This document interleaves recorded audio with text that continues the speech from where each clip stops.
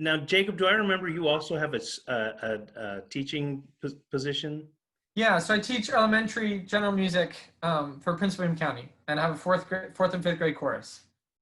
And how has distance learning been a thing or not a thing for you in Prince William County there? Much more, much more challenging.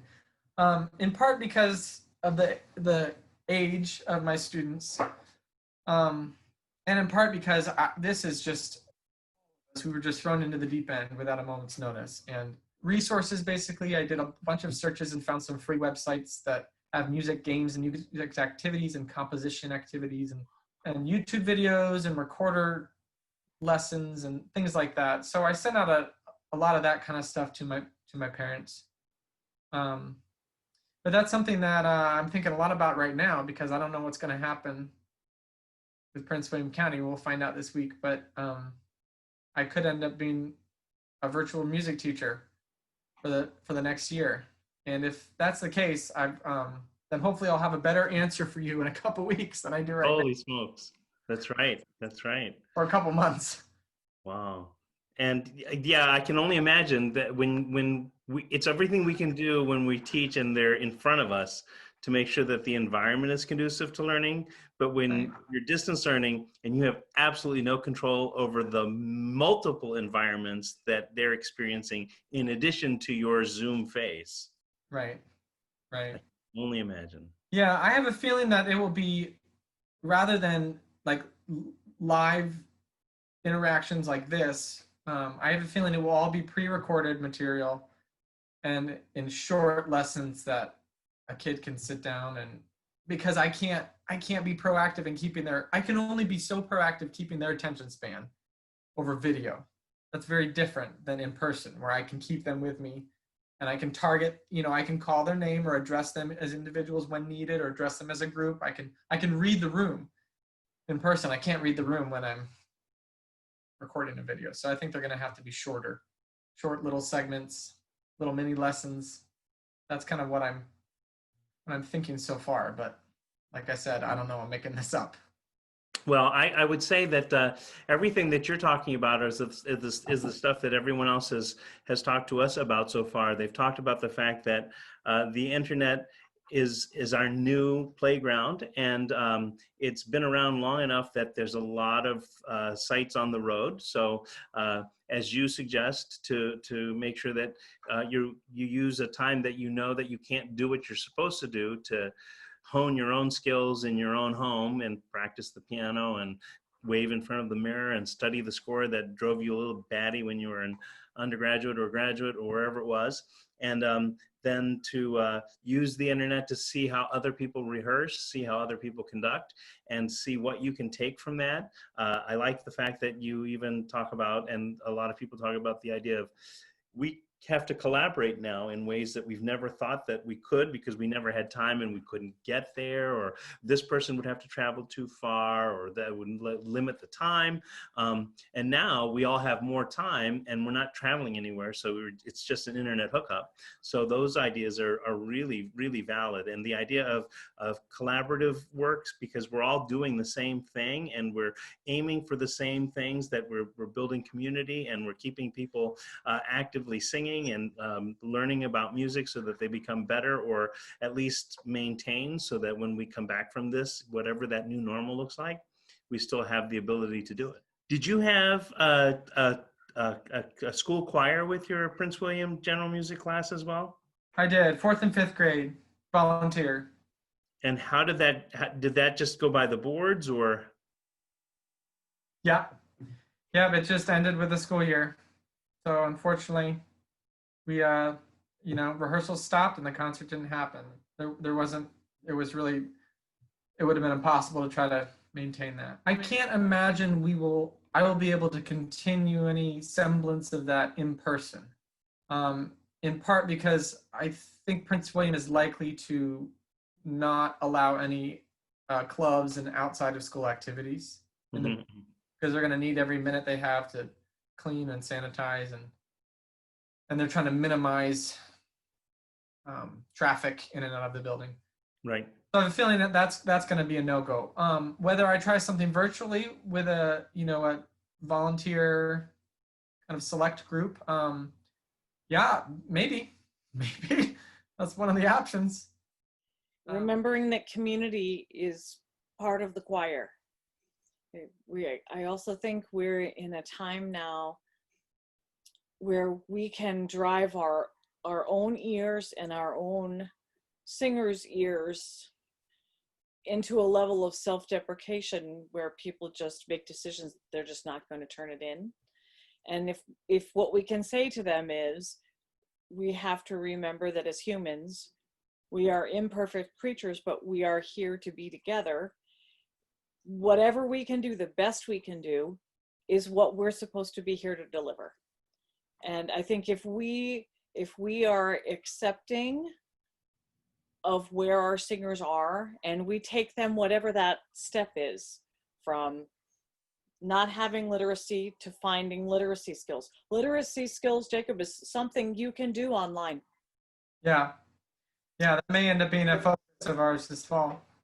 Yeah, there's lots of places where you can build things and make that easy, and there's Flipgrid that people are using to turn in videos, but that could be a place where you could post your own lessons and give them divisions of, if you are at this level, I want you to use this column. If you have this comfort level, or we find that your level is here, or if you're ready to start recording and you want to give it a try, we can do a test run. Now, the other point is, there are two different levels with the virtual choir, and I really think Michael actually has the good handle on this, so he probably should be addressing this. But the idea that every time doesn't have to be the virtual choir in the box. Train your choirs first just to record themselves on a phone or on their computer. Most people can record themselves on a computer, or take their phone with headphones and go into their closet, with coat closet, and it's a nice ambience. It's a way to start. So I think there are levels, and I applaud that in some ways that you're waiting to see what your county's going to do, because I think that may influence what you think you're able to do, because your community group is in that same, is in the same area. Right. Well, be in touch also, because I know that I learned virtual choir by, the baptism by fire, and all of the software that I have is as old as my 15-year-old computer. So everything I was doing is rather outdated. So the saving and what do they call that? The writing time. Sometimes I would just make sure it was the last thing I did. I'd go to bed and it would still be writing in the morning. So but do be in touch, because I was thinking about all the civic choirs that with children that are just making a go of it, and we've had to do that. And so we have a team of people who've done the same thing that I've done with newer software, and finding ways to just make kids sing, whether it's 2 measures at a time, or and then best yet, if they sang happy birthday or something simple, and then or they're singing the target song, because you're not trying to do a lot, you're just trying to do something, and then they sing it in a phrase or 2 chunks, and then you like how the one child did it, and so that child becomes the model. It's when the child becomes the model that more kids join, because that's what breaks the ice. Like when they hear me sing, they're like, yeah, we've heard you sing forever, but that's not us, and we're not sending you our voice by ourselves. But when that one child that has no fear sends it, they're like, oh, well, if that person can do it. So yeah, we can help you with stuff, but yeah, to make sure that there's some way that you can keep those kids in Prince William County that you're teaching singing, because they are the future of our art, as are you.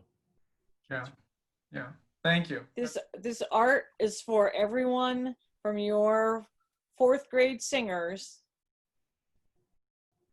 in your elementary school, and Michael's elementary and middle school students, and even high school students that he's working at Strathmore, to the undergraduates that I'm working with, and the graduate students that I have to decide how I'm going to do conducting lessons with, right? But we're all in it because there's one thing we love in common. and we're not going to, I'm going to go down fighting with fire and everything I'm in, that choirs are not going to die because of this. You're one of the generations that I'm training, so that when it's not my time to carry the torch anymore, then that's your task, is to be that person, to be that inspiration for someone that comes behind you, because it's the generations in music. You know, computer, you know, my husband does computer software that changes all the time, and jobs are here and there, and they change, and they're short and they're long. Our jobs are here to stay, and they'll morph with whatever we need to do. And we are bright enough people that we stand up on our feet. And you know, we talked a little bit, I know Michael has talked about this, you know, there's a time for mourning, and there's a time now to say, all right, we've got to figure out how we're going to do this together. And what we have to remember is that it's not any single one of us. It's remembering that when you don't have a way, you can't figure out how to work with your 5th grade choir, that you call someone else, and you have to not be afraid. You know, I think that's, if you can drop the ego enough to say, I need help. I was trying to mix something for the university and trying to mix something for my church group. And I called an alum and said, it's 11 o'clock at night. I'm exhausted. I'm drained. I can't do this anymore. You've got to get me over the hump. Whatever you need. Because the community is there. So that's my sonnet that we'll chop. But you know, but it's the idea that there are generations of us out there. We just have to trust one another to ask for help. So Thank you, Michael. Thank you, Dr. B. all right. I look forward to Voices United. Yes. Yeah. All right. We'll see you there. All right. Take care.